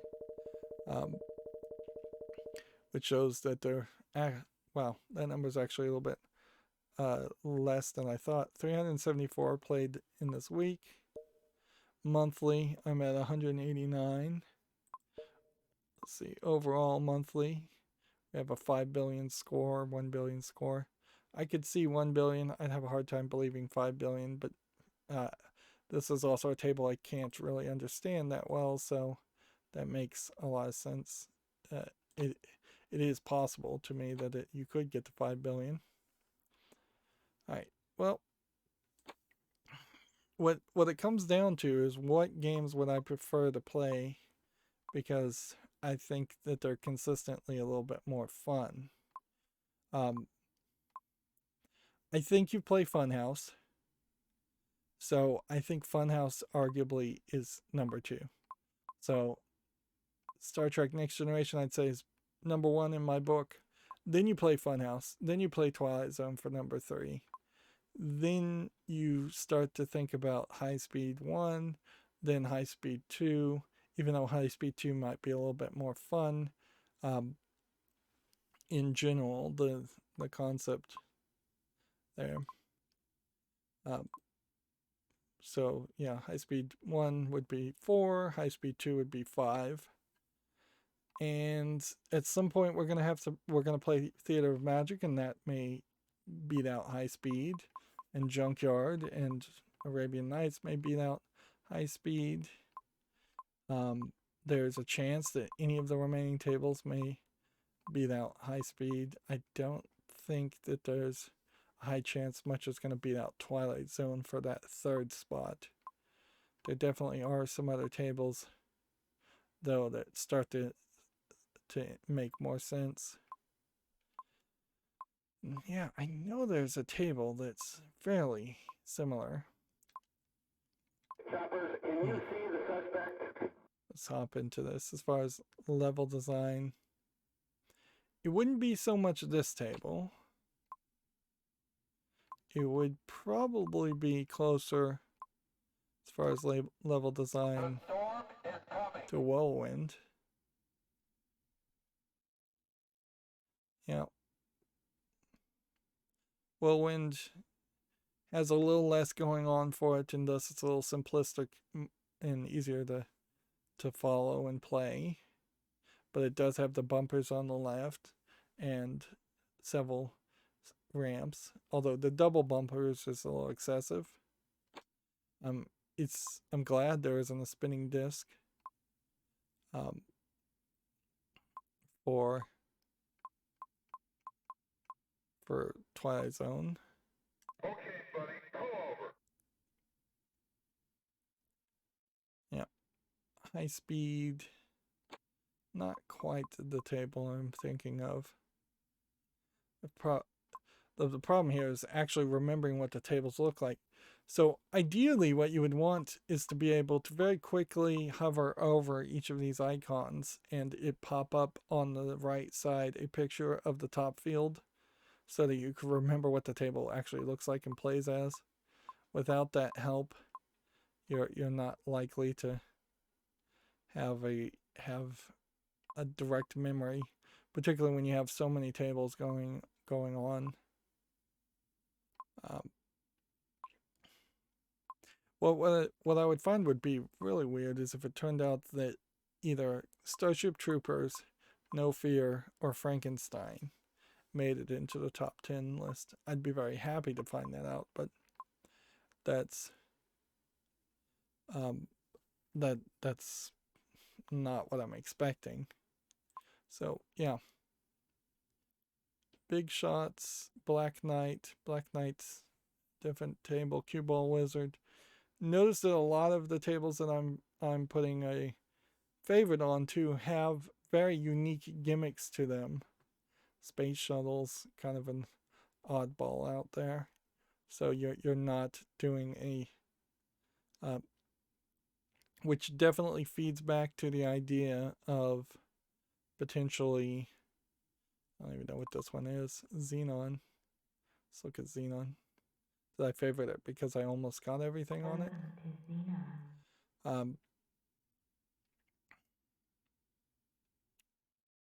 Yeah, I've completely forgotten about this table. But yeah, the argument that I only want to really play the super pinball tables, the ones that have either a really high historical relevancy versus versus ones that have really good gimmicks, is there, to a point where I could see myself putting Black Rose, because then that is a table I'd want to come back and play. Putting that on the favorites. Al's Garage Band. Like, honestly, I think I could probably go through a, like this one I want to put on the favorites because that's a nice gimmick too. Yeah, there's just enough of an argument to expand the favorites and leave the absolute garbage, like Cactus Jacks, for instance, on the cutting room floor. Centigrade.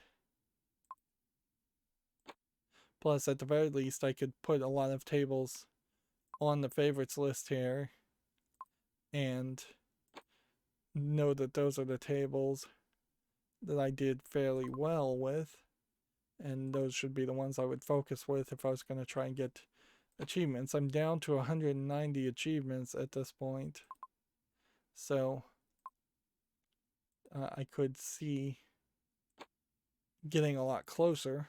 I've got 95 out of 300, so I don't even know how that math adds up.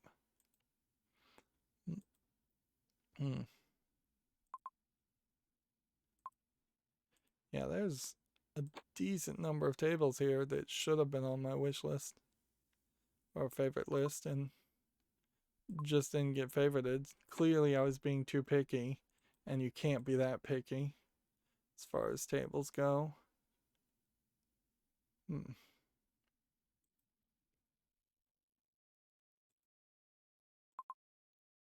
Didn't even have Pinbot on the favorites list.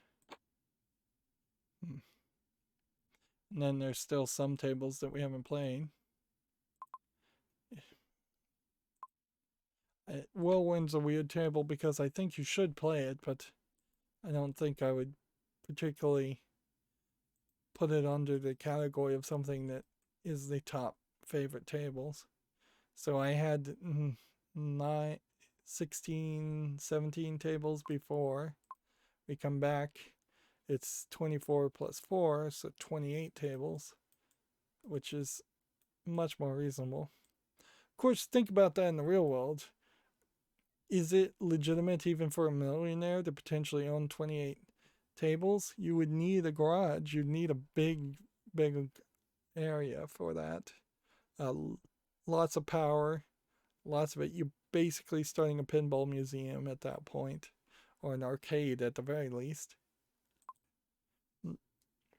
But yeah, 28 tables that I would want to play a lot more of, and then quite a lot of tables that I am not super enthused about. That would be a lot of grinding to play the rest of it. Okay, well, I guess since we're 2 hours into the stream, there's nothing else to really say. I talked much more about the history of the Twilight Zone than the quality of the table.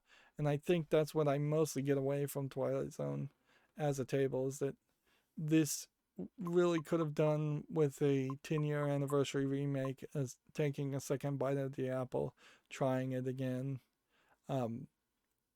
taking the themes from it and doing something like the Getaway Driver, High Speed 2 did. Certainly also in 2021, you could take any table and just put better audio and a color OLED type plasma screen on it, and you could change the graphics up and modernize it without even really having to change how the table plays. Plus, for Twilight Zone in particular, since it's such a high in demand table, making a replica, making a new version of it would sell very well as replacements, because you could have a modern version of Twilight Zone and then create maybe some name confusion where people are playing a newer version of Twilight Zone thinking they're playing the old Twilight Zone, or at least you have some element of something to offer there. Although arguably most kids wouldn't recognize the Twilight Zone anyways, but they might recognize the phrase, but I'm not even sure they'd recognize that. I don't even know what this says, so we'll have to see in the next recording what we cover. That's going to be it for this recording. As always, I ask you to like, share, subscribe, comment, and watch every second of my videos. If you want a friend to follow me on any social media sites, there's a whole bunch of links down below. And if you want to support me further, there's a link to Patreon, or you can friend me on Steam and get me a game off my wishlist. Thank you for watching. Have a good evening.